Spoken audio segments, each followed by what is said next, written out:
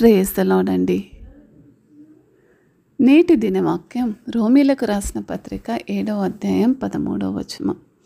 ఉత్తమమైనది నాకు మరణకరణమాయను అట్లనరాదు, అయితే పాపము ఉత్తమమైన దాని మూలముగా నాకు మరణము కలగజేయుచు పాపము పాపమైనట్టు అగుపడు నిమిత్తము, అనగా పాపము ఆజ్ఞ మూలముగా అత్యధిక పాపమగు నిమిత్తము అది నాకు మరణకరమాయను.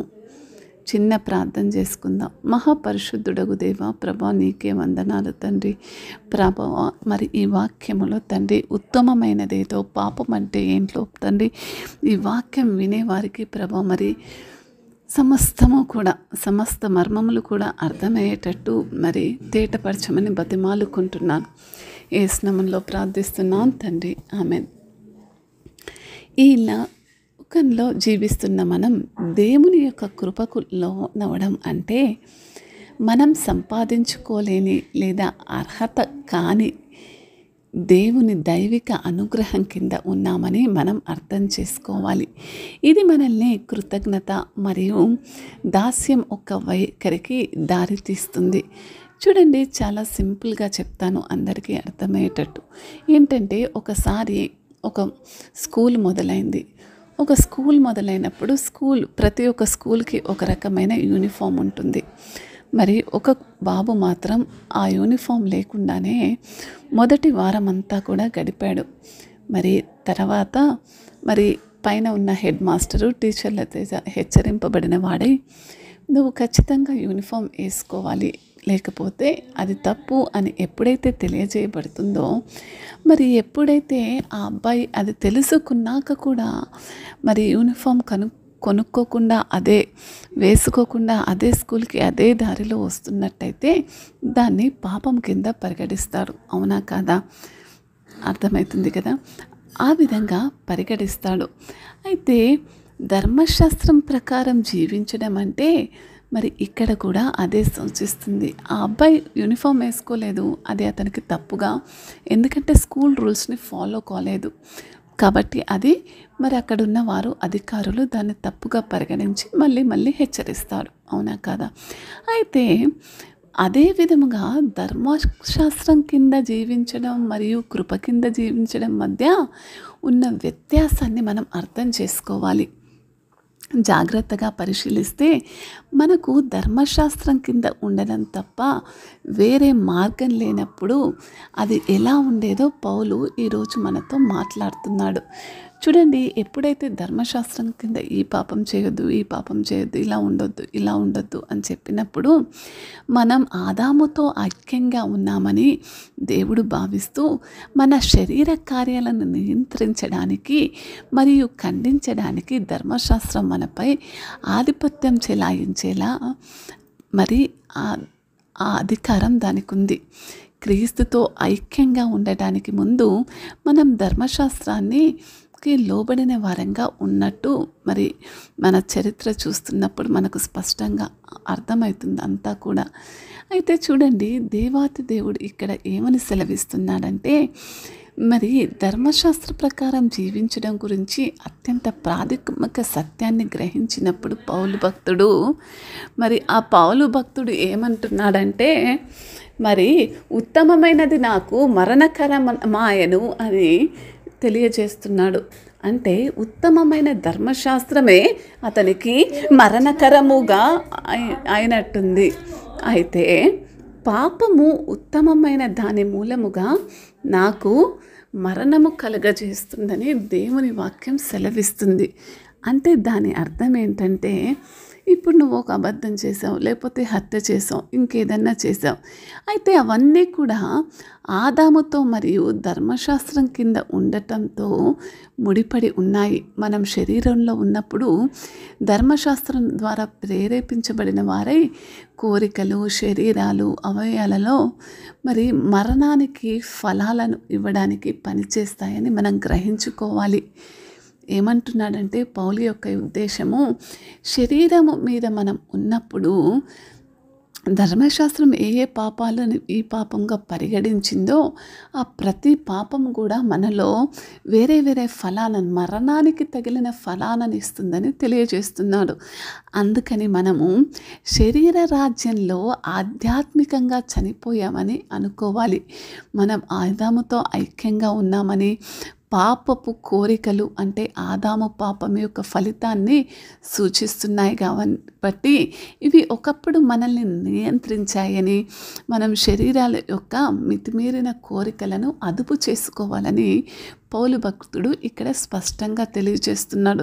చూడండి, ఎన్నోసార్లు అనుకుంటాం బల్ల తీసుకున్న తర్వాత ఇంకే అబద్ధం చెల్లిపోద్దు, నేటి నుంచి ప్రభుకు లోబడాలి, కోపపడవద్దు, మరి లేకపోతే సినిమాలకు టీవీలకు బానిసలు కావచ్చు, షార్ట్స్ చూడొద్దు అని ఎన్నో నిర్ణయాలు తీసుకున్న మన జీవితము మళ్ళీ మళ్ళీ కూడా అదే శరీర క్రియలకు లోనవుతుంది అని అంటే దేవుడు మరి అందుకే ఉత్తమమైన దానిని నేను, అది నన్ను మరణానికి తీసుకొస్తుందని పాపం ఎట్టిదో నేను, పౌలు అందుకే అంటున్నాడు. ఇప్పుడే ఒక దయనీయ పరిస్థితిని వివరిస్తున్నాడనమాట.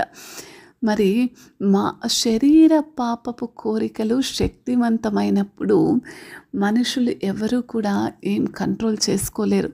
అందుకనే ఆయన అంటున్నాడు, మనం ధర్మశాస్త్రం కింద ఉన్నప్పుడు శరీరం ఎల్లప్పుడూ పనిచేస్తుంది కాబట్టి మన శరీరం అన్యాయాన్ని మాత్రమే ఉత్పత్తి చేయగలదు.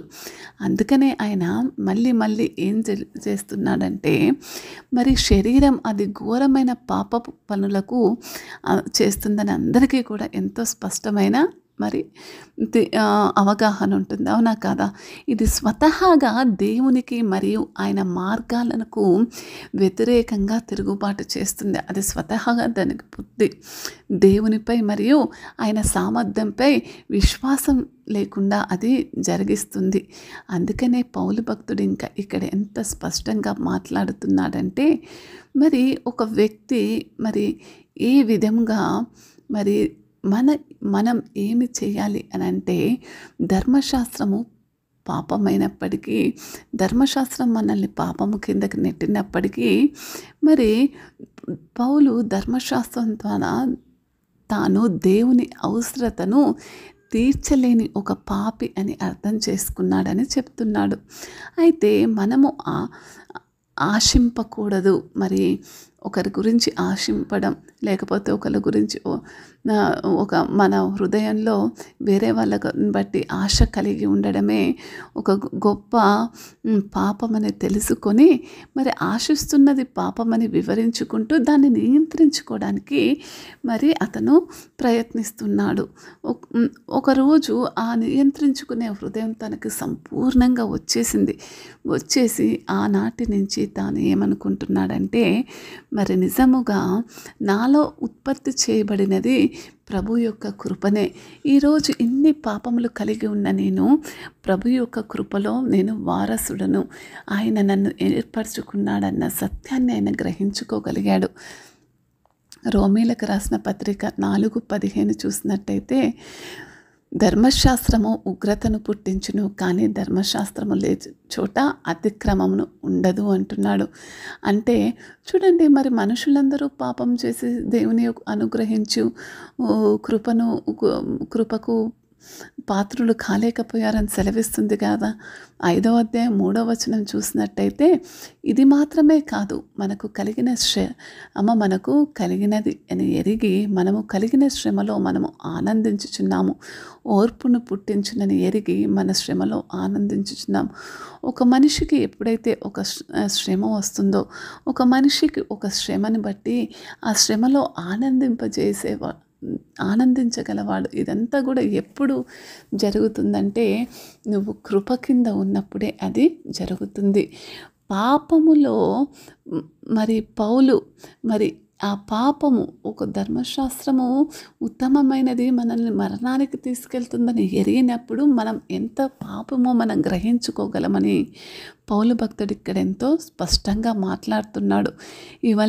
ఇవన్నీ కూడా మనల్ని మన తప్పుడైన విషయాలు, అంటే మన కోరికలు కావచ్చు, వ్యామోహము కావచ్చు, లేకపోతే మరి ఒకళ్ళ గురించి ఆశపడడం కావచ్చు, మరి మా అయ్యగారు అన్నట్టు జీవపుడంబము, నేత్రాశ, శరీర క్రియలే కావచ్చు, తిండిపోతుదనము.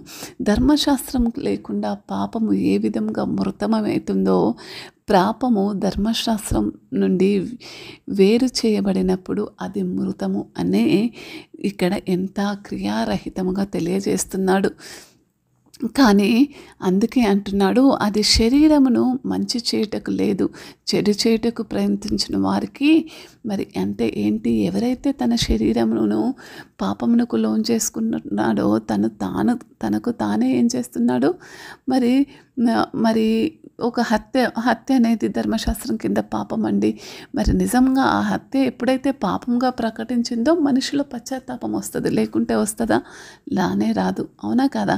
ఆజ్ఞ వలన పాపము పూర్తిగా పాపమగు నిమిత్తము అది మంచిదైన దాని ద్వారా నాకు మరణం కలుగు చేయటం వలన, అంతే కదా, పాపమని చేయబడినట్లు అది పాపమై ఉండెను అన్నది కొంచెము చూడండి. చట్టము పాపాన్ని ఎలా బహిర్గతం చేస్తుందో, ఒక చట్టం ఉండడం వల్ల పాపం బయటపడుతుంది. అదే ఇక్కడ సూటిగా మాట్లాడాలనుకుంటున్నాడు పౌలు. ధర్మశాస్త్రం మనకు రక్షణ ఎలా ఉపయోగపడుతుందో ఇక్కడ గొప్పగా ఒక చిత్రాన్ని చిత్రీకరిస్తున్నాడు. అది మనల్ని రక్షించలేదు, అయితే మనల్ని పవిత్రం చేయలేదు. కానీ అదేం చేస్తుందంటే, ధర్మశాస్త్రము దేవుని కృప మనకు అవసరమని బహిర్గతం చేస్తుంది. ఎందుకంటే నువ్వు పాపం చేశావు, ధర్మశాస్త్రం వల్ల నీ పాపం అనేది బహిర్గతంగా ఒక తప్పు అని తెలియజేస్తుంది. అందుకే ఒక వ్యక్తి తాను పాపినని, తనకు రక్షణ ఎంత అవసరమో, రక్షించుకోగల సమర్థుడు, దేవుని కృపగల రక్షణ వరము తనకు అవసరమని అర్థం చేసుకోవడం ఎంత ముఖ్యమో దేవుని యొక్క ధర్మశాస్త్రము. అందుకే ప్రభు అంటాడు, నేను ధర్మశాస్త్రాన్ని కొట్టివేయటకు రాలేదు, నెరవేర్చుటకే వచ్చానంటున్నాడు. అంటే అది పాపముగా పరిగణించింది, అది ఎక్కడికి నడిపిస్తుంది? మనల్ని అందరినీ, పాపం చేసిన మనం అందరిలో ఒక పశ్చాత్తాపం కలిగి మనము దేవుని సన్నిధికి, ఆయన కృప ఎద్దటకు పరిగెత్తడానికి అది సహాయం చేస్తుంది. కాబట్టి అందుకే ఇంత మర్మముగా ఈ మాట మాట్లాడుతున్నాడు. అయితే పాపము ఉత్తమమైన దాని మూలంగా నాకు మరణము కలుగజేయు పాపమైనట్టుగా అగుపడు నిమిత్తము, అనగా పాపము ఒక ఆజ్ఞ మూలముగా పాపముగు నిమిత్తము అది నాకు మరణకరమాయను అంటున్నాడు. అంత మర్మముతో ఈ వాక్యాన్ని మరి ఆనాటి పరిస్థితుల్లో ఉన్న ప్రజలకు బోధిస్తూ ఈనాడు పరిశుద్ధాత్మ మనతో సూటిగా మాట్లాడుతున్నాడు. చిన్న ప్రార్థన చేసుకుందాం. మహాపరిశుద్ధుడగు దేవా, ప్రభా, మరి మీకే వందనాలు తండ్రి. ప్రభా, మరి మీ రక్షణకు తండ్రి మీ కృపకు మేము పాత్రముల గుటకు తండ్రి, ధర్మశాస్త్రమును బట్టి పాపం ఏర్గుతుందో ప్రభా మాలో ఎంతో సూటిగా మాట్లాడుతున్నాడు తండ్రి. ప్రభా, మరి అట్టి పాపము మేము కలిగి ఉన్నది ప్రభా, మరి మా మనస్సులో మేము అలక్ష్యముగా చేసినది ప్రతిదీ కూడా ప్రభా మరి హృదయముని బట్టి కాదు కానీ తండ్రి, మమ్మల్ని దోషభరితులుగా చేయకుండా ప్రభా, మరి నీ కృపను సన్నిధికి ఈ వాక్యం వింటున్న ప్రతి ఒక్కళ్ళు కూడా నీ కృప సన్నిధికి పరిగెత్తుకొని వచ్చి ప్రభా మరి కేవలం నీ సన్నిధిలో మోకరిల్లుటకు సహాయం చేయండి. ఈ స్నామంలో ప్రార్థిస్తున్నాను తండ్రి. ఆమెన్.